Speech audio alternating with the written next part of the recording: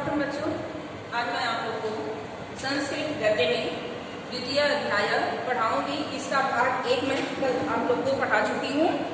आज द्वितीय अध्याय भाग 2।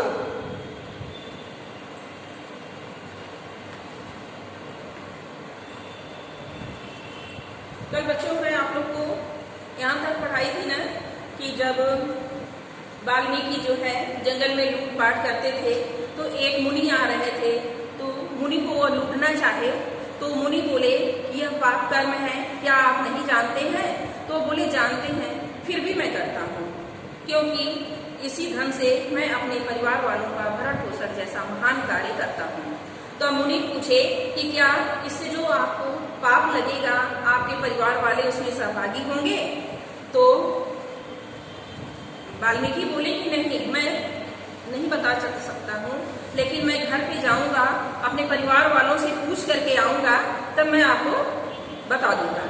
यह कह करके वाल्मीकि जो है मुनि को रस्सी से बांध करके जंगल में चले गए और अपने परिवार वालों से जा करके पूछे कि क्या मैं जो धन ले आता हूँ उससे जो पाप लगेगा, क्या उस पाप कर्म में आप लोग सहभागी होंगे? तो उनके परिवार वाले बोले कि नहीं, हम लोग आपको पाप कर्म करने का आदेश नहीं दिए हैं और हम लोग को यह नहीं मालूम है कि आप किस रीति से धन ले आते हैं, क्या करते हैं। हम लोग आपके पाप कर्म में सहभागी नहीं होंगे। अपने परिवार वालों की बात को सुनकर वाल्मीकि बहुत दुखी हुए और फिर वापस जंगल में मुनि के पास चले आते हैं। उसके बाद क्या होता है इसके बाद का मैं पढ़ाऊंगी। देखिए, तेषां स्वपरिवार जनानां उत्तरम आकर्ण्य सो अतीव विष्णु अभवत्। वह अपने परिवार वालों के उत्तर को सुन करके वाल्मीकि बड़े ही दुखी हुए। द्रुतम मुनिवरम उपगम्य, और द्रुतम शीघ्र ही मुनिवरम मुनि के उपगम्य में पास जाकर के सर्वच्च तत्परिवार जनानां आख्यातम अभाषत, और अपने परिवार वालों की पूरी बात आकर के मुनि से बता दिए कि परिवार वाले उनको क्या कहे थे। परम निर्विषणम तम मुनि, और उनको शोक से मुक्ति दिलाने के लिए वाल्मीकि को मुनि ने तस्य हृदय शोक शमनाय रामम इति जप्तुम आदिश, और उनके हृदय के शोक को दूर करने के लिए वह वाल्मीकि बड़े दुखी हुए अपने परिवार वालों के उत्तर को सुन करके तब महामुनि जो है उनके शोक को दूर करने के लिए राम राम जपने का आदेश दिए कि आप राम राम का जप करिए, तपस्या करिए। राम इति समुच्चारेण अक्षमा, राम का उच्चारण करने में अक्षमा वह असमर्थ थे, अर्थात वह राम नहीं बोल पा रहे थे। स्ववृत्ति अनुसारम मरा इति एक जप्तुम आरभ, वह अपने वृत्ति के अनुसार, क्योंकि वह तो जंगल में सबको मारते ही थे, इसलिए वह मरा मरा जपने लगे। मुनि उनको राम राम बोले जपने के लिए, लेकिन वह तो जंगल में सबको मारते थे, इसलिए उनके मुंह से मरा मरा निकलने लगा और मरा मरा जपना आरंभ कर दिए। इत्थम असौ बहुवर्षाणि यावत् समाधि लीनो तीव्रम तपस्या, इस प्रकार वह मरा मरा जपते हुए बहुत वर्षों तक समाधि में लीन हो गए, उन्हें अपने शरीर का भी ध्यान न रहा। तपसि रतस्य तस्य शरीरम वाल्मीकि मृत्तिका भी आवृतम, तपस्या में संलग्न उस वाल्मीकि के शरीर में दीमकों ने अपना घर बना लिया, अर्थात उनके शरीर को दीमकों ने मिट्टी से आवृतम जातक चारों तरफ से वह ढक दिया। अत कदाचित प्रचेतसा, इस प्रकार प्रचेतसा निरंतर जलधार्या तस्य शरीरात् वाल्मीकि मृत्तिका भी परिश्राविता अभवन। इसके बाद जो है उनकी तपस्या से प्रसन्न होकर के प्रचेता भगवान अर्थात प्राचेतस वरुण ने निरंतर जल की धारा अर्थात वर्षा करा करके उनके शरीर से मिट्टियों को धुल दिया, और मृत्तिका भी तिरोहितम तस्य शरीरम पुनः प्रकटितम, और मिट्टी से धुल जाने के कारण उनका शरीर फिर से नया शरीर प्रकट हो गया। ततो मुनि भी संस्तुतो अर्थिकस्य चक्षुभि उन्मीलितो उत्तिष्ठत्, और मुनि की स्तुति पर वह आंखें खोल करके उठ बैठे।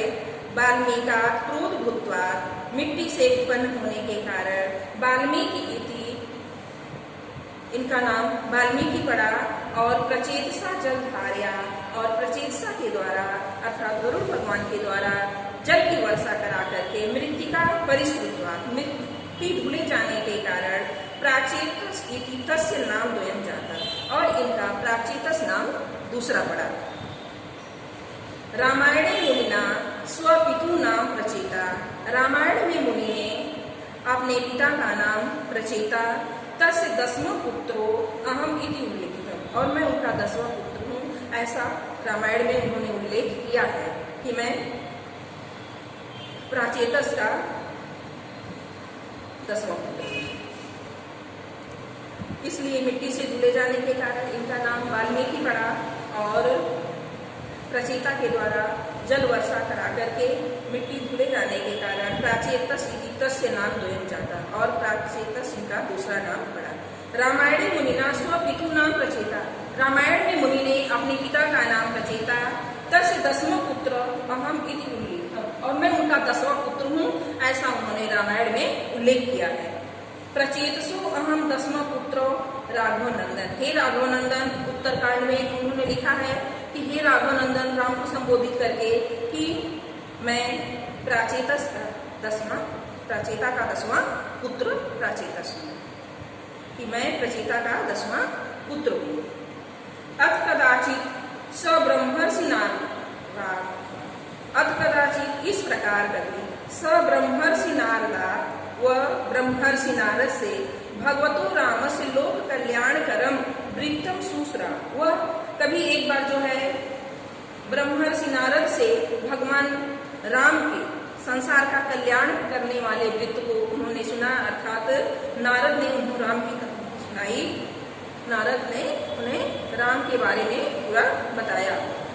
तदा प्रभृते, तभी से रामचरितम काव्यबद्धम कर्तुम आकांक्षते अस्मि, तभी से उनके मन में रामचरित को काव्य के रूप में रचने की उनके मन में इच्छा उत्पन्न हो, काव्यबद्ध करने की उनके मन में इच्छा उत्पन्न हो गई, जब नारद से उन्होंने राम के चरित्र के बारे में सुना था। अथ एकदा महर्षि मध्यम दिन अवसनाय, एक बार वह महर्षि मध्यम दिन के मध्य में वसनाय नहाने के लिए प्रयाग मंडल के अंतर्गत तमसा नदी गच्छन आसी, तमसा नदी में वह नहाने के लिए जा रहे थे। वाल्मीकि जो है दोपहर में वह प्रयाग मंडल के अंतर्गत तमसा नदी में नहाने के लिए जा रहे थे, दोपहर का समय था। तत्र वन स्त्रियम निरीक्षमाण, और वह वन में देखते हुए, वन का निरीक्षण करते हुए जा रहे थे। महामुनि स्वच्छंदम विचरतम, तो वह महामुनि जो है स्वच्छंद विचरण करते हुए पुरंच मिथुनाम एकम अपश्यत, पुंच और पुंची के एक जोड़े को उन्होंने देखा। पश्यत एव तस्य कश्चित पाप निश्चयो व्याकर, देखते ही देखते किसी एक पापी शिकारी ने तस्माद मिथुनाद एकम बाणेन विचनान, उन पुंच और पुंची के जोड़े में से एक को बाढ़ से घायल करके गिरा दिया। बाणेन विद्धम महीतले लुंठन्तम शोणित परितांगम च विलोक्य क्रोंची करुणया गिरा रुआ, और जब उसे बाढ़ लगा क्रोंच को, तो वह खून से लथपथ होकर के पृथ्वी पर गिर पड़ा, और क्रोंची जो है करुण रुदन करने लगी। क्रोंचिया करुणा रवम श्रावम श्रावम, क्रोंची के करुण रुदन को सुन सुन करके मुनि हृदय लीना शोकानल परिद्रुत करुण रस श्लोक हृदयादेव निर्गतो अभवत्। उस क्रोंची के करुण रुदन को सुन करके मुनि के हृदय से करुण रस जो है उनके हृदय से श्लोक के रूप में निकल पड़ा। क्या है वह? मां निषाद प्रतिष्ठान त्वं गमा शाश्वती समा, यत क्रोंच मिथुनाम एकम अवधि काम मूलतम। ये श्लोक उनके मुख से पहली बार निकला जब वो जंगल में जा रहे थे स्वच्छंद विचरण करते हुए, तो क्रोंच और क्रोंची के जोड़े को एक स्वतंत्र विचरण करते हुए देखा। उनके देखते ही देखते एक शिकारी ने उस क्रोंच और क्रोंची के जोड़े में से क्रोंच को मार दिया, और वो बाढ़ से घायल होकर खून से लथपथ शरीर हो गया उसका, और वह पृथ्वी पर गिर पड़ा, और क्रोंची जो है करुण रुदन करने लगी। तो क्रोंची के करुण रुदन को सुन करके मुनि के हृदय में बहुत दुख हुआ, शोक से उनका हृदय भर गया, और करुण रस जो है उनके हृदय से श्लोक के रूप में निकल गया और यही वह श्लोक है। मां निषाद प्रतिष्ठान त्वं गम शाश्वती क्षमा यत् क्रोंच मिथुनाद एकम काम मोहितम।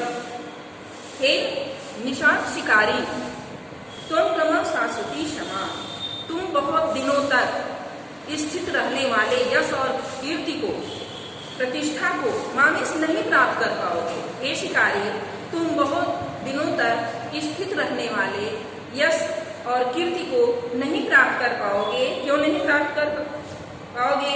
क्योंकि काम से मोहित क्रोंच और क्रोंची के जोड़े में से तुमने एक को घायल कर दिया है। यही श्लोक उनके हृदय से शोक के रूप में निकल पड़ा है। श्लोको अयम अन्य अन्यत्र छंदसा नूतनो अवतार। यह श्लोक अनन्य वेदों से भिन्न छंदों का यह नया अवतार था। यह श्लोक वेदों से भिन्न छंदों का नया अवतार था।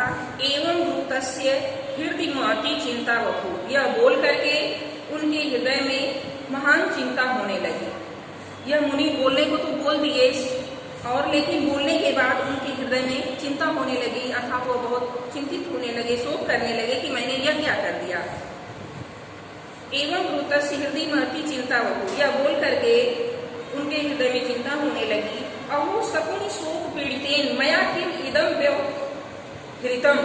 मैंने शोक से पीड़ित इस पक्षी को देख करके मैंने यह क्या कर दिया। अत्र अंतरे वेद मूर्ति चतुर्मुखो भगवान ब्रह्मा महामुनि उपगम्य सस्मितम उवाच। जब मुनि का हृदय शोक से व्याकुल हो रहा था कि मैंने यह क्या कर दिया बोल करके, उसको श्राप दे दिए कि तुम बहुत दिनों तक यश और कीर्ति को नहीं प्राप्त कर पाओगे, क्योंकि तुमने काम मोहित क्रोंच और क्रोंची के जोड़े में से क्रोंच को तुमने मार दिया। तब वो बड़े ही शोकाकुल हो गए, शोक में पड़ गए। तभी वेद मूर्ति चतुर्मुखो भगवान ब्रह्मा जो है चतुर्मुख वाले उनके सामने उपस्थित हुए और हंस करके बोले, महामुनि आपन अनुकंपा ही माताम सब जो धर्म। आपन अनुकंपा ही आपत्ति में फंसे हुए लोगों के ऊपर कृपा करना, दया करना ही, अनुकंपा कृपा करना ही महान माता महान सब जो धर्म सहज धर्म है। मनीषियों का यही धर्म है कि आपत्ति में फंसे हुए लोगों का क्या करें, उनके ऊपर दया करें, उनका उपकार करें।